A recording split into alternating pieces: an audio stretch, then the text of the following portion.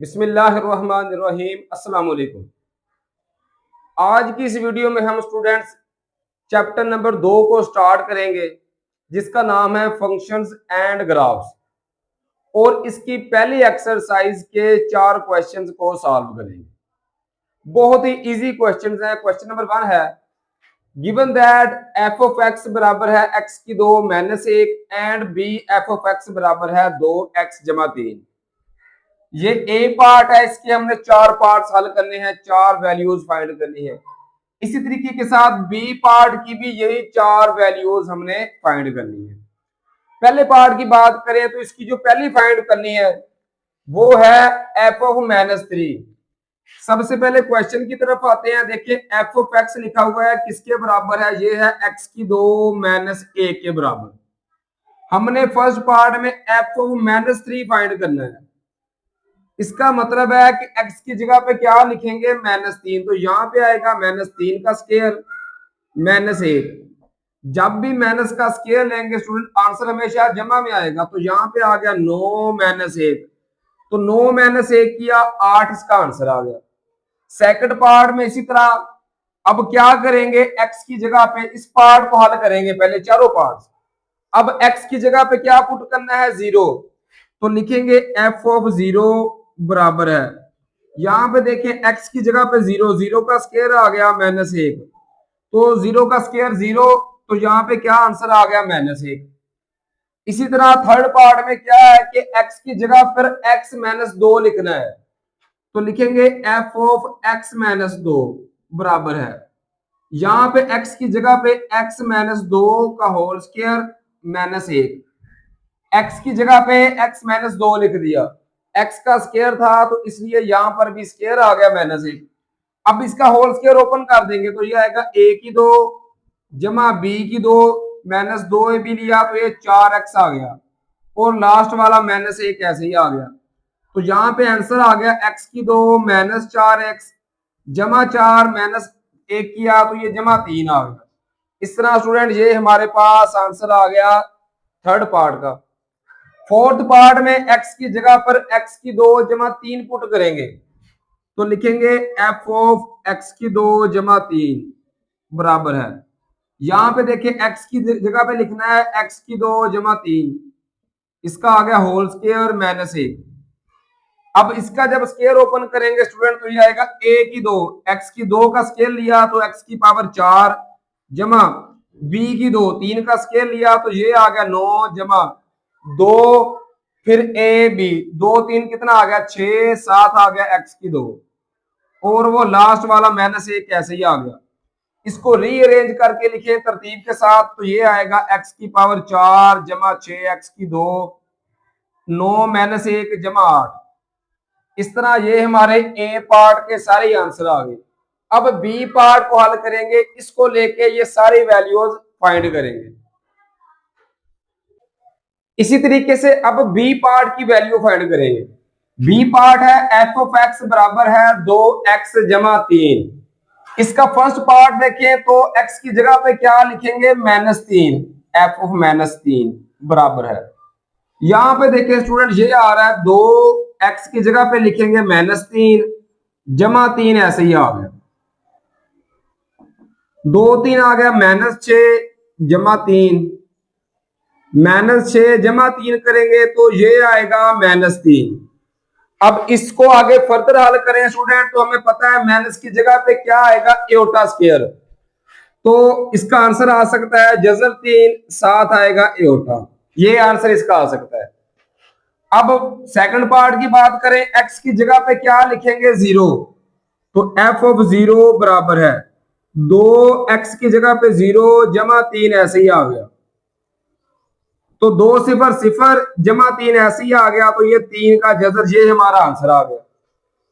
Third part की बात करें तो यहां पे देखिए x की जगह पे क्या लिखेंगे? x -2। तो f ऑफ x -2 बराबर है 2x की जगह पर x -2 जमा 3, ऐसे ही आ गया। ये आएगा 2x -2 2 4 जमा 3, ऐसे ही आ गया। तो स्टूडेंट 2x ऐसे ही आ गया, -4 जमा 3 किया तो ये -1 आ गया, इसका स्क्वायर रूट, ये हमारा थर्ड पार्ट का आंसर आ गया।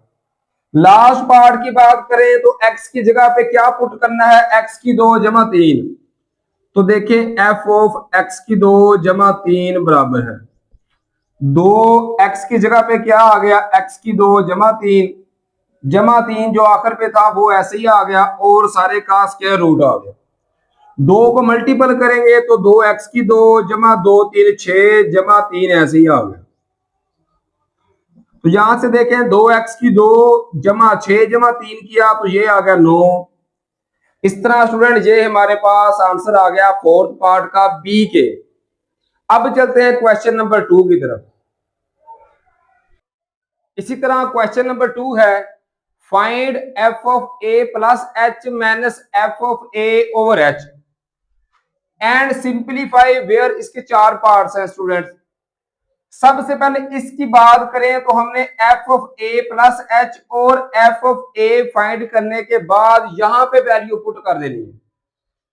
हमें f ऑफ x गिवन है 4x प्लस 7, पहले ये फाइंड करेंगे f of a plus h।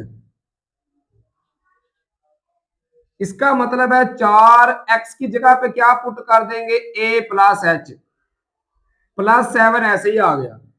4 को मल्टीपल करेंगे तो 4a जमा 4h जमा 7 आ गया। ये f of a plus h का आंसर आ गया। अब f ऑफ a फाइंड करेंगे, f ऑफ a तो यहां पे आएगा 4x की जगह पे a जमा 7 आ गया। अब करेंगे क्या, f of a plus h और f ऑफ a की वैल्यू उठा के यहां पे पुट कर देंगे। तो देखिए स्टूडेंट लिखेंगे put in question, put in question या पुट इन गिवन कंडीशन कह ले, पुट इन गिवन कंडीशन। अब देखें कंडीशन क्या थी, f of a plus h, f of a plus value क्या आई है 4a जमा 4h जमा 7, ये वैल्यू आ गई f of a plus h की माइनस। अब f ऑफ a पुट करेंगे वो है 4a प्लस 7 था तो यहां पे माइनस आ जाएगा। माइनस क्यों आएगा, इसकी वजह से क्योंकि f ऑफ a से पहले माइनस था तो इसकी अलामत तब्दील कर दी ओवर h। अब 4a प्लस का ये माइनस का ये कट के 7 के साथ 7 कट गया तो ये बच गया 4h ओवर h। अब यहां से h के साथ h कट गया तो स्टूडेंट इसका आंसर हमारे पास आ गया 4। ये हमारा आंसर आ गया फर्स्ट पार्ट का।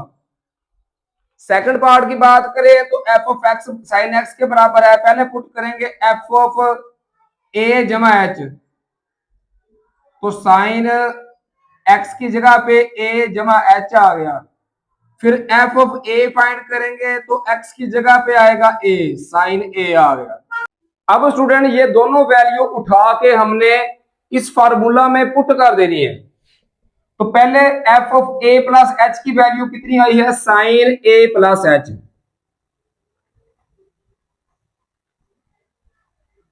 माइनस फिर f ऑफ a की वैल्यू कितनी है, साइन a, ओवर बटे के नीचे क्या है h, तो ये h ऐसे ही आ गया। अब स्टूडेंट यहां पे लगेगा फार्मूला साइन p, ये फार्मूला फर्स्ट ईयर में था जो लास्ट फर्स्ट ईयर गुजरी है, sine p minus sine q। पहली वैल्यू ये p वाली और दूसरी वैल्यू q वाली, इसका फार्मूला था 2 cos p जमा q बटा 2 साइन p माइनस q बटा 2, ये था फार्मूला। यहां पे भी देखें ऐसे ही लगेगा 2 cos p जमा q a जमा h जमा a ओवर 2 आ गया। फिर आएगा sine p minus q a जमा h, ये आ गया p माइनस ये आ गया q, ओवर आएगा इसके नीचे आ गया 2 और जो बटे के नीचे h आ रहा है ये h, इसको हम 2 के साथ भी लिख सकते हैं 2 बटा h। इस तरह हमारा आंसर आएगा 2 बटा h cos। अब देखें a जमा a, ये कितना आ गया 2a, ये जो बटे के नीचे 2 है इनको अलग अलग डिवाइड कर देंगे। 2a/2 किया तो ये आ गया a जमा, अब ये बच गया h, इसके साथ 2 डिवाइड किया तो h/2 आ गया। इसी तरह स्टूडेंट साइन आ गया, अब जमा a और माइनस a ये कैंसिल हो गए तो ये क्या बच गया h/2 आ गया। इस तरह ये आंसर आ गया सेकंड पार्ट का। इसी तरह थर्ड पार्ट है एफ ऑफ एक्स बराबर है x की 3 जमा x की 2 माइनस 1। पहले एफ ऑफ ए जमा एच की वैल्यू फाइंड करेंगे, तो x की जगह पे क्या लिखेंगे a जमा एच, इसकी होल पावर आ गई 3 जमा a जमा एच, इसका होल स्क्वायर माइनस 1 आ गया। अब इसका पहले होल क्यूब ओपन कर देंगे, ये a जमा बी का क्यूब, ये स्टूडेंट होता है a की पावर 3 जमा दूसरे की h की पावर 3 जमा 3, पहले का स्क्वायर आ गया दूसरी वैल्यू आ गई जमा 3, पहला एज इट इज फिर दूसरे का स्क्वायर आ गया। ये होता है a जमा बी का होल क्यूब का फार्मूला जमा, अब ये है a जमा बी का स्क्वायर, तो ये होता है a की 2 जमा बी की 2 माइनस 2 ए बी, वो लास्ट वाला माइनस 1 स्टूडेंट ऐसे ही आ गया। अब ये F of A plus H का आंसर आ गया। अब एफ ऑफ ए की वैल्यू फाइंड करेंगे, तो यहां पे देखें जहां पे एक्स है वहां पे ए की पावर 3 जमा ए की पावर 2 माइनस 1 आ गया। अब ये F of A plus H की वैल्यू और एफ ऑफ ए की वैल्यू ये यहाँ पे उठा के पुट कर देनी है। तो पहले पुट करेंगे F of A plus H की वैल्यू, ये आएगी ए की पावर 3 जमा एच की पावर 3 जमा 3 ए की पावर 2 एच जमा 3 ए एच की 2, ये आ गया जमा ए की 2 जमा एच की 2 माइनस 2 ए एच माइनस 1, ये सारी वैल्यू आ गई F of A plus H की माइनस।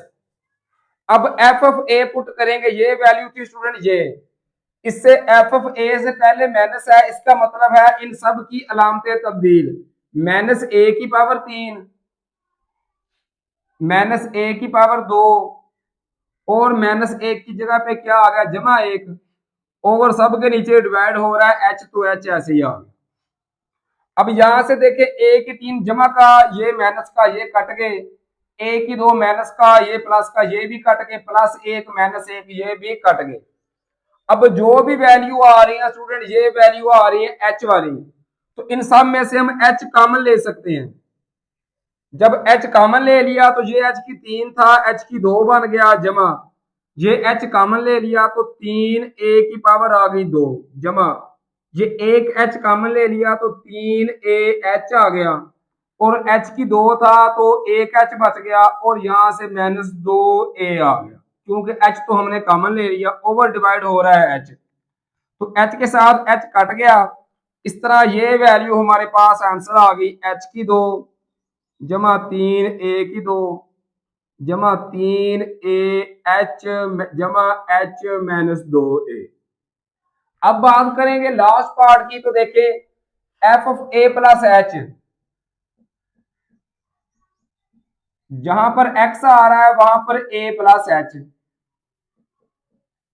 इसी तरह फिर एफ ऑफ ए की वैल्यू, तो जहां पे अब एक्स है वहां पे ए आएगा tan ए आ गया।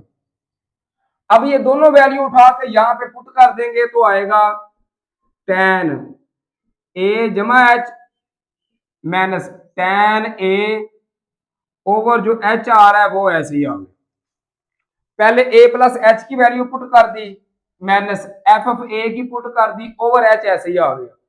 अब स्टूडेंट ये फार्मूला है tan का, आप लोग याद रखिए tan P minus tan Q, ये फार्मूला है sine P minus Q over cos P cos Q, मतलब ऊपर हमारे पास आएगा साइन और ये दोनों आपस में माइनस हो जाएंगे, डिवाइड के नीचे क्या आएगा काज के साथ एक बार ये एंगल आ जाएगा, फिर काज के साथ ये दूसरा आ जाएगा, तो ये आएगा देखिए साइन ए प्लस एच ऐसे ही आ गया माइनस ए ओवर जो एच आ रहा है ये स्टूडेंट ऐसे ही आ गया, एक बार काज के साथ ये आ जाएगा ए प्लस एच और एक बार काज के साथ ए आ गया।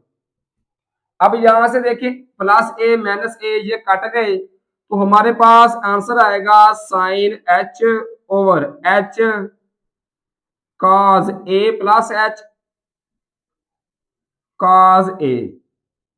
इस तरह ये हमारे पास सेकंड क्वेश्चन के लास्ट पार्ट का आंसर आ गया। क्वेश्चन नंबर 3 है एक्सप्रेस द फॉलोइंग, इनको जाहिर करें। फर्स्ट पार्ट है area of a sphere as a function of its parameter. Area को हमने फंक्शन साबित करना है पैरामीटर का। इन लफ्ज पे भी गौर करना है। स्क्वायर, स्क्वायर कहते हैं मुरब्बे को जिसकी लंबाई और चौड़ाई बराबर हो। तो जो एरिया होता है ना स्क्वायर का, एरिया जिसको ए कहते हैं, ए से ज़ाहिर किया हुआ है उसने, वो होता है लंबाई ज़रब चौड़ाई के बराबर, या उसको एल स्क्वायर कह सकते हैं। और जो होता है पेरीमीटर स्क्वायर का जिसको अहाता कहते हैं, वो उसमें होता है 4L के बराबर। अब हमने करना क्या है, आप यहीं से समझ सकते हैं कि हमने ए को इलेमिनेट करना है। किस तरह एल को इलेमिनेट करना है, एल को खत्म करना है। यहां से देखिए ना पी किसके बराबर है, 4L के। 4 जाके उधर डिवाइड हो जाएगा तो पी बटा एल, पी बटा 4 ये कीमत आ सकती है एल की। ये एल की जो वैल्यू आई ना इसको उठा के ए में पुट कर देंगे तो यहां से देखिए ए किसके बराबर आएगा, ए बराबर है एल का स्क्वायर है, एल की वैल्यू आई पी बटा 4। जब इसका लेंगे ना स्क्वायर तो पी का स्क्वायर आ गया ओवर 4 का स्क्वायर लिया स्टूडेंट तो ये आ गया 16। इस तरह ए इसका फंक्शन बन गया। इसी तरह सेकंड पार्ट है b part, circumference c of a circle. Circumference भी होता है अहाता। अहाता किसका है, सर्कल का। तो सर्कल के अहाते का सी का फार्मूला होता है 2 पाई आर, ये इसका फार्मूला होता है। और फंक्शन किसका, हमने सी को किसका बनाना है, एरिया का। तो एरिया का फार्मूला होता है सर्कल का पाई आर स्क्वायर। यहां से हम आर को इलेमिनेट करेंगे, यहां से आर की वैल्यू निकालेंगे तो देखें ए बटा पाई ये बराबर किसके आ गया, आर स्क्वायर। पाई जरब हो रहा है उधर जाके तकसीम हो गया। अब आर का स्क्वायर है, इसको खत्म करने के लिए इधर भी जजर ले लेंगे इधर भी, तो यहां से आर की वैल्यू आ सकती है ए बटा पाई का जजर। अब आर की ये वैल्यू सी में पुट कर देंगे तो यहां से देखें सी बराबर है 2 पाई, आर की जगह पे क्या क्या आ गया, ए बटा पाई का जजर आ गया। अब ये देखें पाई है लेकिन ये नीचे है, फर्क क्या आ रहा है, जजर में नहीं आ रही। तो क्या करेंगे 2 पाई को हम अगर कोई भी शायद जजर के बगैर हो तो उसको 2 बार जजर में लिख सकते हैं। तो ये पाई है ना, इसको पाई का एक बार जजर लिख लिया फिर पाई का जजर लिख लिया और ये ए का जजर बटा पाई का जजर ऐसे ही आ गया। अब पाई का जजर पाई के जजर के साथ कैंसिल तो ये आ गया 2 पाई भी जजर में आ रहा है और ए भी जजर में, तो एक ही जजर में दोनों को इकट्ठे लिख सकते हैं, पाई ए आ गया। इस तरह ये हमारे पास सी का फंक्शन बन गया। अब चलते हैं इसके थर्ड पार्ट को हल करने की तरफ। इसी तरीके से सी पार्ट है सरफेस एरिया एस। अब सरफेस एरिया को हमने एस से जाहिर करना है, ये बात भी याद रखें।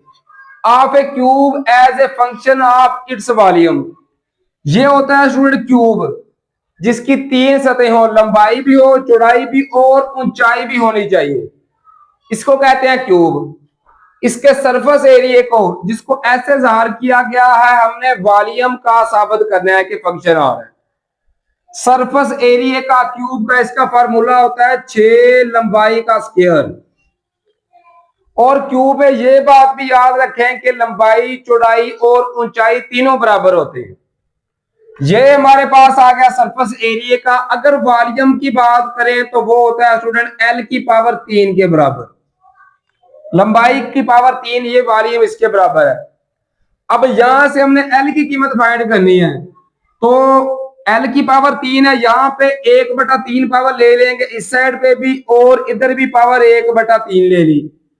3 के साथ 3 कट गया, तो यहां से एल बराबर आ सकता है वी की पावर 1/3। ये एल की पावर उठा के स्टूडेंट हमने एस पे पुट कर देनी है।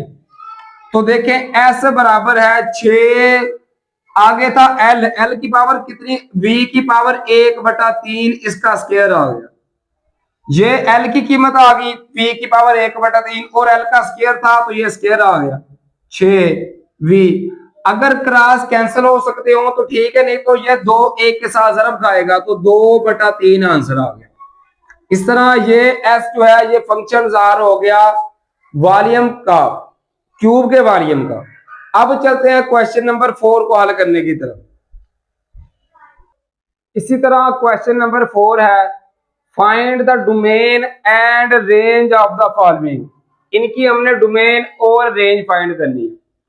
अब डोमेन स्टूडेंट क्या होता है, अगर मोटे मोटे आपको तारफ करवाए ना, डेफिनेशन करें डोमेन की, तो ऐसी वैल्यू जो इस फंक्शन में पुट करें और हमारा आंसर अनडिफाइन यानी इंफिनिटी है। और रेंज का मतलब होता है अक तक, कहां तक हमारा आंसर आ सकता है। डोमेन का मतलब ऐसी वैल्यू जो पुट करें और आंसर इंफिनिटी आए, और रेंज का मतलब कि हमारा आंसर कहां तक आ सकता है। तो देखिए डोमेन, अब ये फंक्शन है 5 - x, एस एक्स की जगह पे स्टूडेंट जो मर्जी वैल्यू पुट कर लें, इसका आंसर इन्फिनिटी नहीं आ सकता। तो क्या करेंगे, इसका आंसर क्या आएगा, ये आएगा -इन्फिनिटी से लेकर +इन्फिनिटी तक। इसके दरमियान में जो मर्जी वैल्यू पुट कर लें, 1,00,000 दर्ज करें, -1,00,000 दर्ज करें, जो भी दर्ज करें, इसका आंसर इन्फिनिटी नहीं आ सकता। इसलिए ये हमारा आ गई डोमेन। अगर बात करें रेंज की कि इनके आंसर क्या क्या आ सकते हैं, तो स्टूडेंट इनके आंसर लामहदूद आ सकते हैं। एक्स की जगह पे 5 दर्ज करें तो 0 आ गया, 6 दर्ज करेंगे तो -1, -6 दर्ज करेंगे तो 11। इस तरह जो भी दर्ज करते जाएंगे लामहदूद आंसर आता जाएगा। हम ये नहीं कह सकते कि ये पुट करेंगे तो यहां तक आंसर आएगा, इससे आगे नहीं आ सकता। इसका आंसर लामहदूद है, तो इसकी भी वही आ जाएगी, -इन्फिनिटी से लेकर इन्फिनिटी तक रेंज आ गई। अब सेकंड पार्ट की बात करें, ये बात आपने याद रखनी है कि आंसर हमेशा रियल आना चाहिए, कंप्लेक्स नहीं आना चाहिए। कंप्लेक्स का मतलब है एओटा वाला, इमेजिनरी। अब एओटा वाला जजर में कैसे आता है, जब जजर में माइनस की वैल्यू आ जाए तो स्टूडेंट हमारा आंसर जो है वो क्या आएगा, वो कंप्लेक्स आता है, इमेजिनरी आता है। अब देखें अगर x की जगह पर -3 दर्ज करें, तो -3 जमा 2 किया, ये क्या आंसर आ गया, -1। -1 जजर में आ नहीं गया, मतलब वो वैल्यू के जजर में माइनस वाला आंसर ना आए। -2 अगर दर्ज करें x की जगह पे, -2 जमा 2, ये क्या आ गया, 0। माइनस का आंसर तो नहीं ना आया, मतलब -2 से आगे आ गए, -2 -1 0 1 2 3 4, जो मर्जी वैल्यू पुट कर ले, -3 और -3 से आ गए, -4 -5, ये दर्ज नहीं कर सकते। तो इसका हमारा आंसर आएगा -2 से लेके +इन्फिनिटी तक। यहां पे स्टूडेंट आएगी बड़ी ब्रैकेट। बड़ी ब्रैकेट का मतलब है ये भी पुट कर सकते हैं। अब बात करेंगे रेंज की, तो स्टूडेंट देखिए -2 दर्ज करेंगे तो आंसर क्या आएगा, 0 नहीं आएगा। तो रेंज का मतलब है कहां तक हमारा आंसर आ सकता है, 0 से लेकर +इन्फिनिटी तक आ सकता है। -2 दर्ज करेंगे तो क्या आएगा, 0। 1 दर्ज करेंगे -1, तो ये आ गया 1 का जैसे 1 आ गया, इस तरह ये सेट पे शुरू हो गया। अब जाता जाएगा तो 0 से लेके इन्फिनिटी तक, ये हमारा आंसर आ गया, सेकंड पार्ट की रेंज आ गई। अब जो बाकी पार्ट्स रह गए हैं उनको हल करने की तरफ चलते हैं। इसी तरीके से थर्ड पार्ट है, जी ऑफ एक्स बराबर है 6x जमा 7 और 4 माइनस 3x। इसमें स्टूडेंट उसने हमें दोनों की डोमेन पहले बता दी हुई है। ये है कंडीशन कि -2 से छोटी छोटी, मतलब छोटी छोटी -2 से क्या हो सकती है, -3, -4, -5, मतलब माइनस वाली जितनी भी वैल्यूज हैं वो हो सकती हैं। तो इसकी जो डोमेन आएगी ना स्टूडेंट, 6x जमा 7 की जो डोमेन आएगी वो आएगी -इन्फिनिटी से -2 तक। इधर हमने छोटी वैल्यू लिखनी है, इधर बड़ी, तो -2 सबसे बड़ा है, बाकी सारी वैल्यू इससे छोटी ही आनी है। अगर इसकी करें तो ये देखिए x ग्रेटर देन है, मतलब ये बड़ी वाली वैल्यू ये इस साइड पे आ जाएगा, और कहां तक है, ये भी इन्फिनिटी तक है, तो इन्फिनिटी तक आ गया। अब टोटल डोमेन लिखेंगे तो टोटल डोमेन स्टूडेंट यहां से शुरू होकर यहां तक आएगी, -इन्फिनिटी से ये इन्फिनिटी तक आ गई। ये हमारी टोटल डोमेन आ गई इसकी। अब रेंज का मतलब होता है आंसर, क्या आंसर आ सकता है। x की जगह पे -2 जब इसमें दर्ज करेंगे तो वो हमारे पास इसकी रेंज आएगी। तो लिखेंगे 6x की जगह पर -2 जमा 7 आ गया, 6 2 कितना आ गया, -12 जमा 7 किया तो -5 इसकी रेंज आ गई। तो इसकी रेंज क्या आएगी, ये आएगी -इन्फिनिटी से -5 तक, ये इसकी रेंज आ गई। अब दूसरे की रेंज फाइंड करेंगे इसकी, तो x की जगह पर फिर -2 दर्ज करेंगे, 4 -3, x की जगह पर -2, तो माइनस माइनस क्या हो गया, जमा 3 2 6, 6 जमा 4, 6 जमा 4 किया स्टूडेंट, तो ये क्या आ गया, 10 आ गया। तो इसकी जो रेंज बनेगी स्टूडेंट वो बनेगी इन्फिनिटी से 10 तक, 10 से इन्फिनिटी तक, इस तरह ये इसकी रेंज बन जाएगी। अब जो बनेगी ना total range student, total range वो हमारे पास बनेगी -इन्फिनिटी से लेकर 10 तक। तो इसके बाद लिखेंगे total range, total range domain का भी पढ़ा है हमने, -इन्फिनिटी से लेकर 10 तक, तो ये आ गई इसकी डोमेन रेंज आ गई। अब बात करेंगे फोर्थ पार्ट की। अब देखिए डोमेन का मतलब क्या है कि इन्फिनिटी जवाब ना आए। इसमें स्टूडेंट आप जो मर्जी वैल्यू पुट कर लें, इसका जवाब इन्फिनिटी आ ही नहीं सकता। 2 दर्ज करें, 2 -5 किया, -3 आ गया, इन्फिनिटी तो नहीं ना आया। इसका मतलब है कि इसका आंसर हमेशा हमारे पास कभी भी इन्फिनिटी में नहीं आ सकता। तो इसकी डोमेन क्या हो गई, -इन्फिनिटी से इन्फिनिटी तक। अब रेंज का मतलब होता है आंसर क्या आएगा, इसका आंसर स्टूडेंट हमेशा जमा में आएगा, क्योंकि ये बार है ना, बार बार इसको माइनस की वैल्यू को भी जमा में कर देते हैं। अगर x की जगह पे 0 दर्ज करें, 0 -5, तो -5 आंसर आ गया। -5 का जब मैग्नीट्यूड लेंगे ये बार, तो उसका जवाब जमा में आएगा।